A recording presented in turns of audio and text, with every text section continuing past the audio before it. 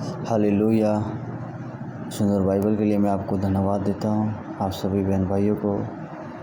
और आज एक सुंदर सा वचन लिखा है। सच में मैं आप लोगों को, भाई बहनों को, जितने भी प्रभु के पास आते हैं, चर्च में आते हैं, भवन में आते हैं और उससे मेल मिलाप करते हैं और आशीष पाते हैं, मैं आप लोगों को एक सीख देना चाहता हूँ। हालेलुया। बाइबल गिनती का 12 और 11 और उसके 12 अध्याय में लिखा है। देखो, तब हारून मूसा से कहने लगा, हे मेरे प्रभु, हम दोनों ने जो मूर्खता की वरन पाप भी किया, ये पाप हम पर ना लगने दे और मरियम को उस मरे हुए के सामने ना रहने दे, और जिसकी थे अपनी माँ के पेट से निकलते ही रात अंधगली हो। तब मूसा ने ये कहकर यहोवा की दवाई दी, कहा, हे ईश्वर, कृपा कर और इनको चंगा कर। हालेलुया। तो मैं आप लोगों को कहना चाहता हूँ, हम किसकी बुराई करते हैं? उस परमेश्वर के दास की बुराई करते हैं। उस परमेश्वर, जीवित परमेश्वर के चुने हुए के दास की बुराई करते हैं। क्या उसको भय नहीं है खुदा का? हम छोटी छोटी बातों को लेकर उसकी बुराई करते हैं, निंदा करते हैं। तूने हमें चंगा नहीं किया, तूने प्रार्थना नहीं की, तेरी कैसी प्रार्थना है, तूने हमारे लिए आशीष नहीं मांगी हैं, तू कैसा दास है। ऐसी ऐसी मूर्खता वाली बातें क्यों करती हो? तो बहुत बढ़ गया है, सेवकाई चला रहा है, बहुत पैसा होगा तेरे पास, बहुत धन होगा तेरे पास। लोगों के मन में ऐसी ऐसी तरह तरह की बातें आती हैं।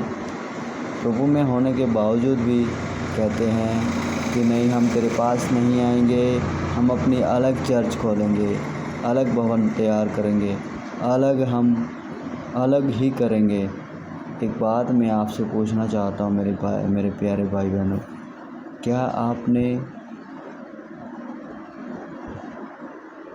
क्या ये ज्ञान, क्या ये सीख, क्या ये आशीष बिना दास के मिली है? क्या बिना गुरु के आपको ये ज्ञान मिल पाया है? क्या ये बिना शिक्षा के, बिना चंगा होने के, अगर वो आपको आशीष ना देता, आपको चंगाइयाँ ना देता प्रभु की ओर से, क्या आप चंगे हो पाते? क्या आप आशीषित हो पाते? क्या जो आज काम कर रहे हैं, क्या आप काम कर पाते? किसके द्वारा हुआ? परमेश्वर के दास के द्वारा हुआ ना। परमेश्वर के दास के द्वारा चंगे हुए ना। किसने दुआ की? परमेश्वर के दास ने आपके लिए दुआ की, परमेश्वर के दास ने आपके लिए प्रार्थना की, ताकि आप सुरक्षित रहें, हमेशा फले फूले बढ़ते रहें, प्रभु की महिमा करते रहें। और आज हम देख लीजिए, कितने जन हैं प्रभु के दास को बढ़ते देख रहे हैं और जल रहे हैं। अरे जब वो बढ़ रहा है, तुम भी बढ़ो। उसने सेवकाई किया है, तुम भी सेवकाई करो, तुम भी वचन पढ़ो, बाइबल पढ़ो, प्रभु के मार्ग को समय दो, प्रभु को समय दो, सुबह शाम दोपहर को समय दो। तुम भी अच्छे अच्छे काम करो, प्रभु भी तुम पर नज़र देगा, प्रभु भी तुम्हें तैयार करेगा, प्रभु भी तुम्हें आशीष देगा, प्रभु भी तुम्हें उठाएगा, प्रभु तेरा मार्ग तैयार करेगा, प्रभु तुझे हर रास्ते से बचाएगा। मेरे भाई, पादरी बनना, दास बनना इतना आसान नहीं है। हर चीज़ों को झेलना पड़ता है। अब क्या सोच रहे हैं? रोटी बनाई और उसमें गुड़ डाल दिया, मीठा हो गया? ऐसा नहीं है भाई। जब तक उसे मलोगे नहीं, मसोगे नहीं, रगड़ोगे नहीं, तब तक उसकी खूबसूरती, उसका मिठास उत्पन्न नहीं होगा। हालेलुया। इसलिए मेरे भाई, मेरे प्यारे भाई, मेरे बहनों, मैं आप लोगों को यही बात कहना चाहता हूँ, प्रभु के नाम में आप सुने और उसे ज़रूर समझें। कभी भी किसी के दास कभी भी किसी दास पर दोष नहीं लगाना चाहिए, कभी किसी पादरी पर दोष नहीं लगाना चाहिए, किसी अपने चाहने वाले पर दोष नहीं लगाना चाहिए, जो तेरे संगी है उस पर भी दोष नहीं लगाना चाहिए। वो कैसा बढ़ रहा है, कैसा काम कर रहा है, देखो उसे, जानो, समझो, उसे परखो, वो कैसे चल रहा है। तुम भी चलो, उससे पूछो तुम कैसे बढ़े हो, बताएगा तुम्हें। वो नहीं बताएगा तो प्रभु का अपमान है। हालेलुया।